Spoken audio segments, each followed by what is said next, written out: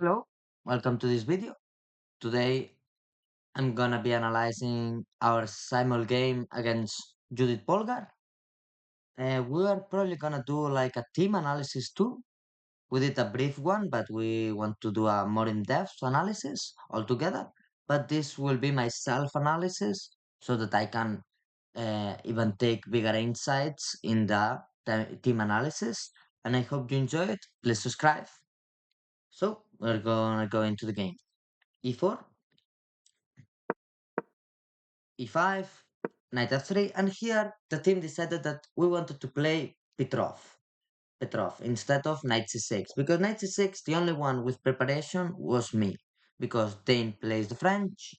Flan, I don't know what he plays, but wasn't e5 knight c6, and Artem plays Petrov. So we didn't want to get into an opening. Uh, Actually, even better said, an open position with an opening, we don't know that much. We wanted to get a solid position and don't allow a lot of opening theory. So we played the Petrov, d4. We knew this was coming. Knight takes d4.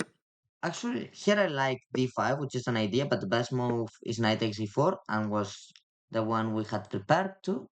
So knight takes d4, bishop d3, d5, knight takes e5, bishop d6. This is really symmetrical. Castles. This looks completely natural. Now knight bd2. And here I think we spent a little bit too much time. As you will see, we played knight takes knight. Now we will explain the purpose of the move.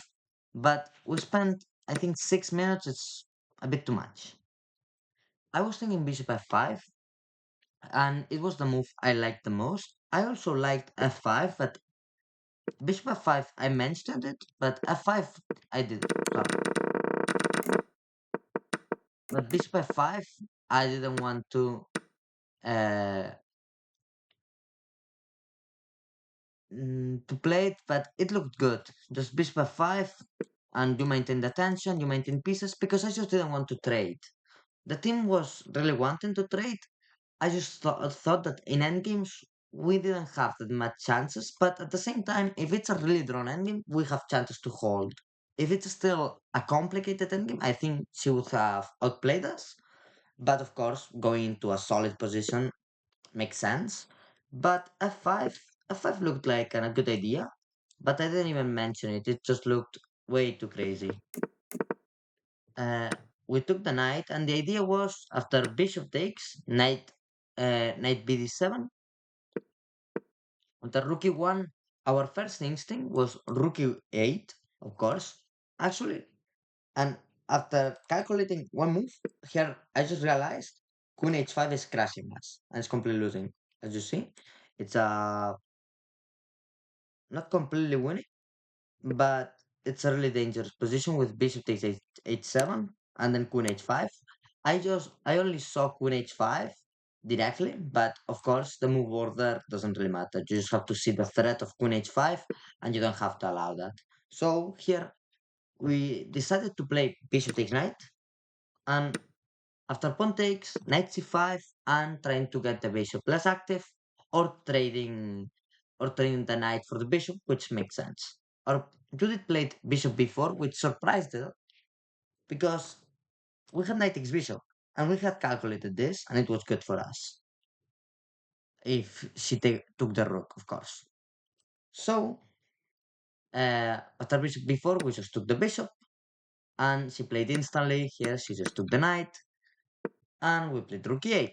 It's still a good position. Now here, the pawn on d5, b6 is crazy because we are giving up the pawn into an endgame, so I don't like that. The engine says it's equal, but no way. So we played bishop e6, and the move we expected, f4 came. So here, we got too scared about the fact of f5, uh, and we played queen c8. But we thought this really interesting move, c6, and after f5, we are better. After queen b6, we are actually not winning, but in a really good position. But we missed that idea. We missed that queen b6 is a huge threat if we open up. So we just played queen c8 to avoid f5. If we had played c6, maybe she would have skanked it. I didn't think so, actually. We thought about c6. I was more annoyed at bishop d6 than anything else, but it wasn't that big of a deal. And then we had queen d7 instead of queen c8, a little bit more active, a good pawn structure. So it made sense to play c6 instead of queen c8, which wasn't that bad of a move. Queen c8 makes a lot of sense too, but c6 gave us that tricky idea. So after queen c8, she played bishop c5, a really surprising move. We just attacked the bishop, bishop f2, and we again took a little bit too much time. b6 is just a move you play there. But the thing is that we have this kind of ideas. We thought about this. Sorry, rook d2 and now bishop f5 and then this, and we can get into a theoretically in a drawn position endgame. It's not that much of a draw because uh, we have the open file, yeah, but we're on a pawn. And another one could fall, but that's bad for white. For example, this, and this. Bishop takes h7, b6, and it's not a bad position at all. The bishop is kind of trapped. The only way to save it is rook e3. And because you can play rook a3 after rook a8, so we can just take that, and we're getting active on rook d2, and the endgame is good for black. But of course, if she hadn't played bishop takes a7 and she played a completely logical move like, I don't know, rook e2 maybe? Yeah. And this is just an endgame in which we are down a pawn. So we didn't even consider it, but we wouldn't have gone for this probably because getting into an endgame just being down a pawn, the very least, it's not logical for me and not practical either. So we played b6, which makes a lot of sense. Bishop f2, and here c6 is the best move. But my argument to play c5 with the team was that c5 uh, is an active move, a move that I would play against a lower rated player because it's the way to go if you want to win this game. But if you just want to play solidly, c6 is probably a better choice. Instead, I said c5 because if I would play it against a lower rated player, and I don't want to be uh, scared or letting the fear control my moves. I just play the moves, I think they're good, and c5 for me looked like a really good move. Now, a5 was a step in the wrong direction here because it made sense. Uh, then set a5, and we actually kind of agreed because it doesn't allow b4. Well, it allows it, but not that good because we have c4 in the end. Like a5, b4 takes. We don't take, that's bad. We play c4 and we're better. So, okay. But of course, she wouldn't play b4 there, and she just ignored us. a5 doesn't threaten thing, and kind of weakens our position. She played bishop h4, which is quite annoying. We played rook a7 because that was the main point of the a5, playing rook a7 and developing our rooks. But it's kind of a mistake. And here we got really scared. f5 was coming, everything was coming to the attack, and this looked just terrifying. g6 just looked terrible. Bishop f6, queen g3, and queen h4. Even that is quick enough. Like, imagine, because the thing is that usually, if you have this much tempos, you are in time, like, I don't know, queen d7, queen d6, and queen f8. But that's not a possibility here because pawn takes queen and you're resign. So there was no way of actually defending. Maybe c4 here was the idea, but then she doesn't need to go for that. Queen g3, queen c5 is only the only move, and look at how passive we are. Like, look at this. This has to be worse. Yeah, it's a +1. The thing is that that was an idea, but it just looked bad. Okay. Now d4, we played it because I recommended d4 because it just looked like a way of opening up the board and not getting crashed by a huge attack, trying to get some counterplay. And d4, we are worse if she plays f5, and then we have to play bishop takes a2, and it's a complex attacking position for her, and we have to try and defend. But instead, she played c takes d, which is not that bad of a move. Uh, f5, I think it was a zero point 0.7 we saw in the quick analysis with the team, but it wasn't that much of a difference. So okay, and here we were in the right direction. Actually, I said before with the idea of taking back and then taking on b6, rook b7, taking on b2, and being just a pawn down, but with activity.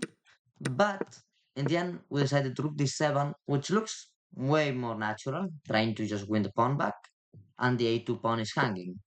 f5, bishop takes a2, queen g3, f5 is a great move, bishop takes a2, queen g3 another great move, king h8 only move, and e6, and here, uh, actually I wanted to comment a moment here, that here, yeah, after f5, actually we're here calculating, and we said rook d7, uh, here, in this moment, I said rook d7, and then they said, yeah, f5, because after f5, we just take, but that just doesn't work. That was my main idea too, but it just doesn't work. Rook d7, f5, and if you take here, take the bishop, you take the queen, and pawn takes f7, and you resign. Well, you don't resign, it's two rooks and a bishop for a queen, but you're dead lost. So, we didn't want to enter that. So, after I said rook d7, I saw f5, and I said, well, but then we can play it anyway, because then we take on a2. So, okay, that was the thing I calculated. And here, this huge attack came. She played the best moves here. And e6, we were all panicking. Like they were saying to take. And of course, she won't take back. She will play f6. And the only move that survives is still a +1, but it survives king g8. And then we survive. And this gave us chances. But of course, I saw e6, I saw f6, I missed king g8, and no one of our team saw that genius king g8. We calculated some things, but didn't work out. And they were saying of taking the pawn anyway, because we didn't see good defense, of course, after f6. And yeah, for me in my mind, it was, wait, if we allow all of this, we're getting crushed, we will have to resign, because I didn't see king g8. So, of course, I said, why not ignoring this pawn and playing rook takes d4, rook e7. Well, rook e7, no, I didn't say. I said rook a7, but that makes no sense. The best, if you're not going to take the pawn, you have to take on d4 here. And that's what I said. That was what I tried to make us play. And I kind of feel responsible for that because rook takes d4 was the losing move. If we had taken, I may be in this position because there's no other move actually. Like rook f7 doesn't work, rook f8 doesn't work at all, nothing works. Maybe we would have been able of saving this game finding king g8. But I decided to try and say rook takes d4. They agreed with me, and here after rook takes d4, we thought way too much. 7 minutes, and yeah, 2 minutes and in a worse position against Judit Polgar. She won't allow any chance here, and she played the rook takes rook, f6 directly. I don't think it really matters, but maybe it does. I don't know. I don't think it actually does. Maybe no. Yeah, I don't think it matters, but well, she traded first, makes sense. f6, g6, and here, of course, we were hoping for her to take an f7, but I saw all of this, we calculated all together, and of course, I just said, wait, but e7 and we're dead. And yeah, we just did. Like e7 and we're completely losing. She has two passers, our pieces are sleeping, and she has a huge attack on the king too. So yeah, this just seemed lost because rook g, if queen g5, queen h6 ideas, the only move always is rook g8, and then there's always, if the queen is not on the 8th rank, there's some e8 idea. For example, I don't know, queen, yeah, we played queen c5 to kind of avoid this g5 idea, this queen d6, avoiding everything, and trying to hold. Maybe queen g5 is still winning. I don't know if that endgame is winning. It feels like it should be. Yeah, it's still winning. But well. was a good try. Then queen g5. Actually, queen g5 is the best move. Wow, impressive. Yeah, but she didn't play that. After queen c5, she played queen f4, which makes a lot of sense too. We played the intermezzo d3, bishop f2, and here we just panicked completely. And yeah, I was trying to play to say queen c6 because we all panicked and everyone started to say queen h5, but after a bishop f2, I didn't understand queen h5 because the thing is that we if we cover a e8, then this we have this still, and it's even though it's still losing. For example, this position might be hollow. We're not losing, but might be holdable somehow, or trying to hold it longer. That was the idea. But instead, we played queen h5, really really panicking because we didn't see a good move. Queen c6, I think, was the best way of trying to continue the game. It was my idea, but of course, it's still a dead loss position. I think we would have lost anyway because there's rook c1, which I missed. Actually, when in discussion, I said queen c6 because I missed rook c1, and I actually thought we could hold this like somehow, but rook c1 is the thing that kills us. Not anything else actually. Like just rook c1. All the moves that if I turn the engine on, it's gonna say a lot of lines that are winning, but it's always because of rook c1 ideas. Always. If not, we can try and hold. But she had rook c1. Uh yeah, we just played queen h5, and yeah, we lost. Here, queen h5, there's queen a4, which I missed when they said queen h5. I missed. Would, if I had seen queen a4, I could have convinced them of queen c6, but it was just an intuitive move, like queen c6. That's a difficult thing of simults. Like you have to convince people, even if it's just intuition. You have to convince people. You are kind of embarrassed to say some calculation because, of course, in your mind, you don't. Even if you miscalculate, you just laugh it off, and there's no problem. But of course, when you're saying your calculation out loud, it can be a little bit embarrassing. But okay, queen h5, queen a4, and here of course we tried b5. Actually, b5 was played by I think no, yeah, I think what was the name? I don't remember the name of the girl that was playing the moves for us. She played b5 because we just had very little time, and after queen takes bishop, we wanted to play a few more moves. We had agreed on this before the simul that even if we were down a piece, we would play a bit more. Like we would try and fight a bit. But we tried d2, and we were actually hoping for queen b3 or queen b1 or something along those lines. But we missed the queen takes f7 move, which doesn't defend the threat at all but counter threats and over. I said rook g8 like really quickly because of course I panicked, but it's still completely losing position and checkmate. Actually, this I think it's made in two. There's no chance for defense. So of course we resigned here, and yeah, that was the game. It was a really interesting experience because she just played perfect. Like it was just perfect. 97. There was no moment in which we were better. That's crazy. Like that's just crazy. In a classical game, you always get one chance or two, but she was playing six games at the same time. I don't think we played terribly. We didn't play that good, but terribly not at all, I think. And either way, she crushed us. Six games at the same time, and she was kind of playing just instantly. Her intuition is just way too strong. Her attacking ideas, queen g3, bishop, all of that so quickly is crazy. But well, it was, I think, an interesting experience, an interesting game, a good learning chance too, because I haven't played the Petrov at all.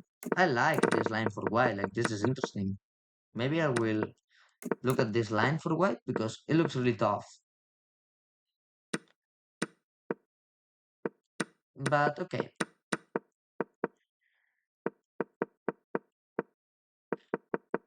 maybe C5 is a bit of an over expansion. Like, yeah, as you see, it was 0.1, now it's 0.5, but it's not bad. It's still completely equal.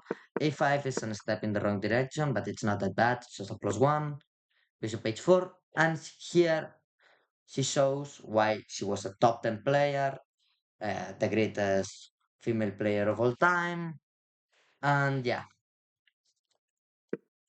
Bishop H4, she completely punished our inaccuracies, and yeah, she didn't allow any chance at all.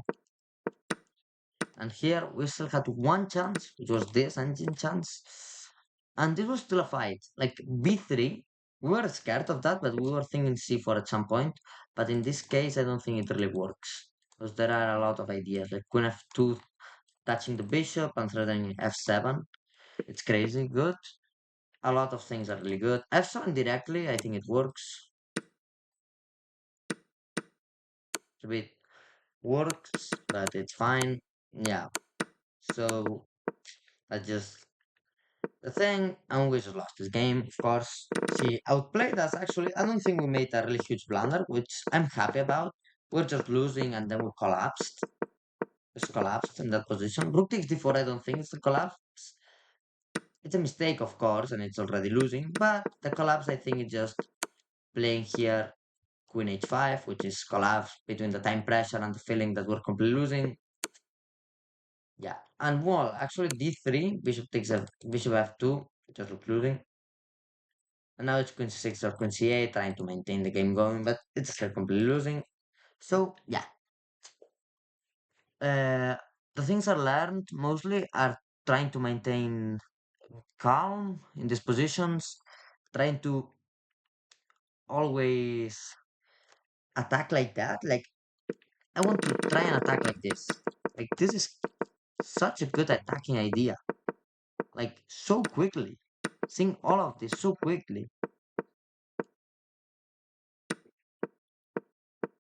Look, three great moves in a row, and then she then play an accuracy another four great moves. And yeah, then e7, which is the only move that wins. Of course, e7, I think anyone finds it. Like e7 is a simple move, but again, no mistakes. No brilliancy, but no mistakes. And yeah, so that was our game. I will get the video of all the game uploaded with all our thought process and ideas. Then I will make the analysis with the team. We kind of agreed in that. Yeah, that's gonna be it. Please subscribe if you enjoyed it. And thank you for seeing this video. Bye.